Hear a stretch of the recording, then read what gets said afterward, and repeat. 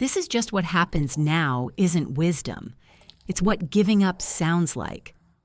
Blaming your age is a description, not a diagnosis. I turned 33 last spring, and somewhere around that birthday, I started catching myself saying, I guess this is just what happens now. Stiff knees in the morning, a weird heaviness behind my eyes before noon, the kind of tiredness that doesn't care how many hours you slept. And the strangest part wasn't the physical stuff. It was the giving up before I even tried. I'd think about going for a run after work, and this flat, gray voice would just say, why bother? Not sad exactly, just closed. Like someone had quietly shut a door inside me. I build software for medical devices, blood glucose monitors, ketone meters, instruments that read the tiny chemical shifts happening inside a body in real time. I spend my days surrounded by biological data. And yet, when it came to my own body, I was doing what most people do, narrating a story instead of reading the signals. You're getting older. This is normal. Accept it. But here's what I noticed. And I want to be careful here, because I'm not a doctor. I'm just someone who got curious about her own numbers. The timing didn't make sense. I wasn't declining on some smooth, graceful curve. It was choppy. Some weeks I felt like myself, sharp, motivated, awake. Other weeks I could barely decide what to eat for dinner, let alone follow through on anything meaningful. And if aging were the real explanation, it wouldn't flicker like that. Aging doesn't take weekends off. So I started paying closer attention, not in a dramatic biohacking way, more like keeping a diary with a few extra columns. I already wore a continuous glucose monitor, occupational habit when you literally build the things, and I'd been occasionally checking ketone levels at home. But I added something new, tracking how I felt alongside what was happening in my body. Not just tired or fine, but the texture of it. Did I wake up with stiff joints? Did I abandon a plan before starting it? Did I reach for junk food not because I was hungry, but because I felt hollow? And a pattern started showing up that I genuinely did not expect.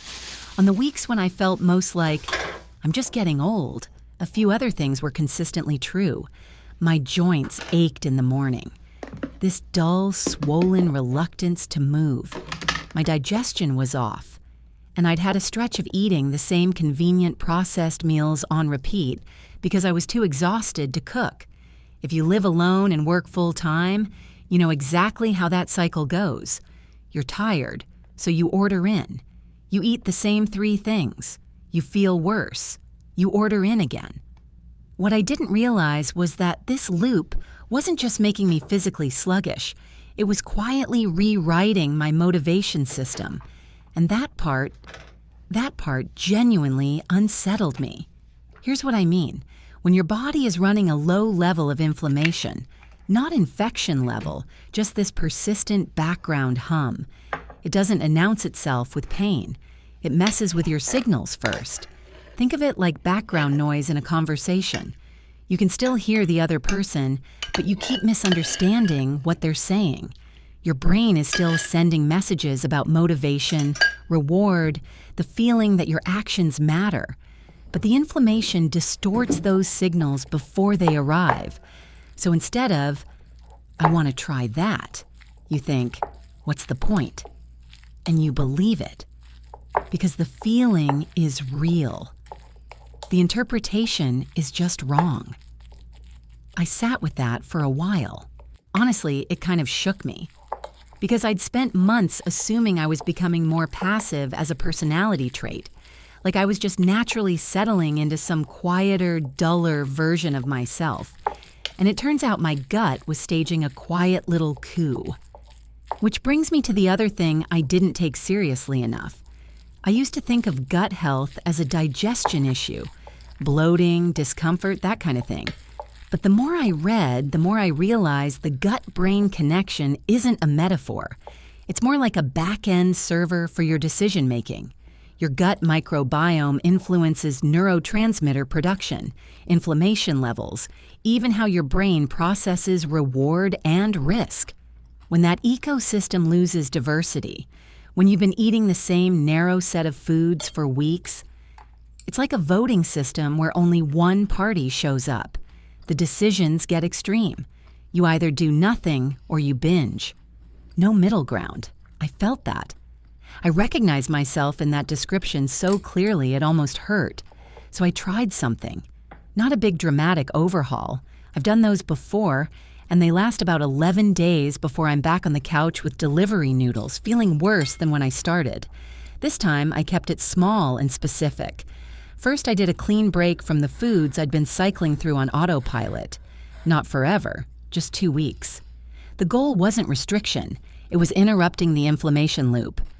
I stopped eating the same processed convenience meals, cut way back on refined sugar, and the hardest part was giving up my late-night snacking ritual, which I realize now was less about hunger and more about loneliness wearing a hunger costume. Second, and this surprised me, I didn't replace those foods with some single, clean eating plan. I went the opposite direction. Different vegetables every few days. Fermented things I'd never tried. I wasn't tracking macros. I was just trying to feed a wider range of microbes in my gut, because everything I'd read pointed to diversity being the thing that stabilizes the system, not perfection, diversity. And third, this one felt almost silly, but it ended up mattering most. I started doing very small things that gave me an immediate sense of physical control. A 3-minute stretch in the morning, walking home from work instead of taking the subway, about an hour on foot, cold water on my face before bed, nothing heroic, just tiny moments where my body did a thing. And I felt it respond. The shift didn't happen all at once. But about 10 days in, I woke up and my hands didn't hurt. That was the first thing. Then I noticed I was making coffee without dreading the day. And then, this is the part that made me sit down and think. I caught myself planning something, not forcing myself, just wanting to. A small project at work, a new recipe, a walk to a different neighborhood. The why bother voice had gotten quieter. Not gone, just quieter. I checked my CRP levels around that time, C-reactive protein, a basic inflammation marker. It had dropped. Not dramatically, but noticeably. And the drop lined up almost exactly with when my motivation started coming back. I don't want to draw a straight causal line, because I'm one person running a messy experiment on herself, but the correlation was hard to ignore. What I'm trying to say is this. The thing I lost wasn't youth. It wasn't ambition. It wasn't discipline or some essential spark that fades with age. What I'd lost was the physical sensation that I could affect my own life, that reaching for something was worth the effort. And that sensation didn't come back because I decided to be more positive or watched a motivational video.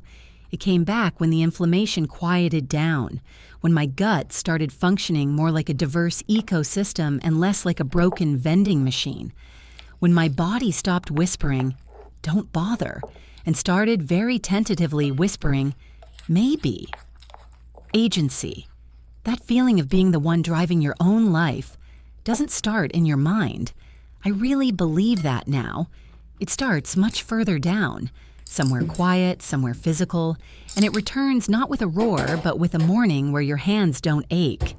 And you suddenly want to make breakfast. That's not a small thing. That might be everything.